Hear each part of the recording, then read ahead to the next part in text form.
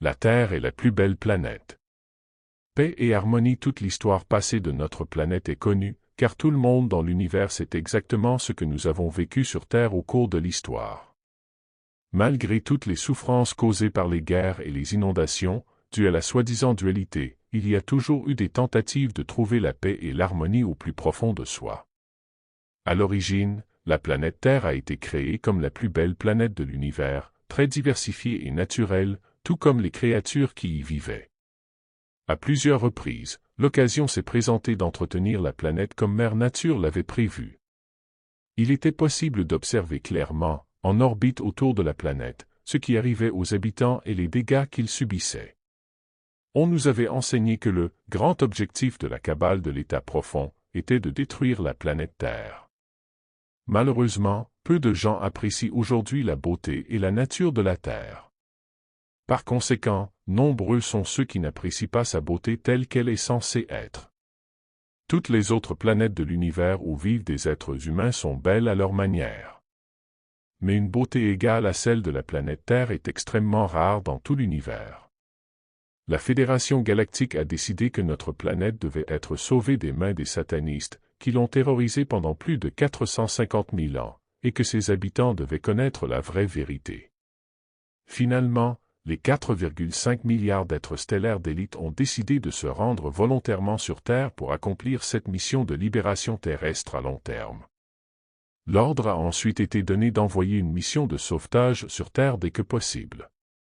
Pendant un certain temps, ils se sont tous réunis dans les grandes salles de la Fédération galactique et ont commencé à préparer leur mission sur Terre.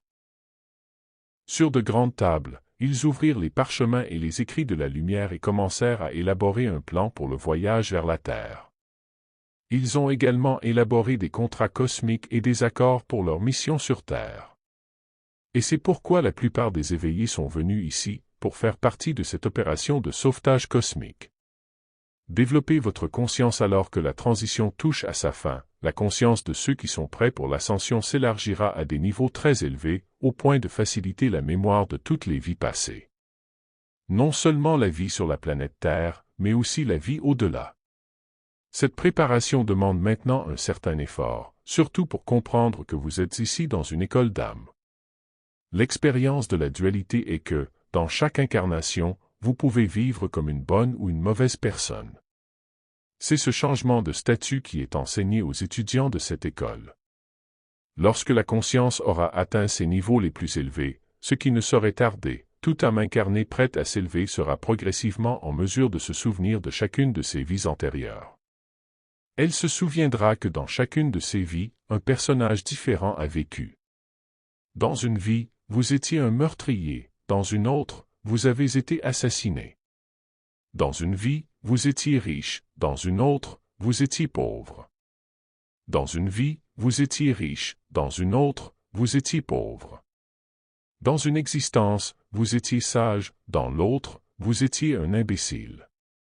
Bref, tout ce que nous pouvons imaginer a déjà été vécu dans le passé. Lorsque nous comprenons qu'il n'y a plus de leçons à apprendre, nous avons l'impression que cette école appartient au passé. Mais il ne suffit pas de l'avoir vécu, il faut en avoir tiré les leçons et comprendre sa dualité, c'est-à-dire être à la fois dans l'état du bon et du mauvais. C'est ce qu'on appelle la dualité ou les polarités.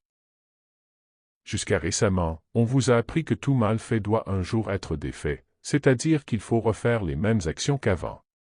C'est vrai. Mais il ne s'agit pas d'une punition, comme vous pourriez le penser. Ce n'est pas non plus un karma à racheter, car lorsque vous vivez les expériences qui vous enseignent ce que c'est que d'être dans un état ou dans un autre, c'est précisément la leçon que vous avez apprise. On peut comparer la vie en 3D à un grand théâtre en plein air. Chaque âme qui s'incarne ici a un personnage différent à chaque incarnation. En 3D, rien n'est réel. C'est pourquoi on dit que tout est illusion. Au fur et à mesure que la conscience s'élargit, vous en aurez la certitude bien assez tôt.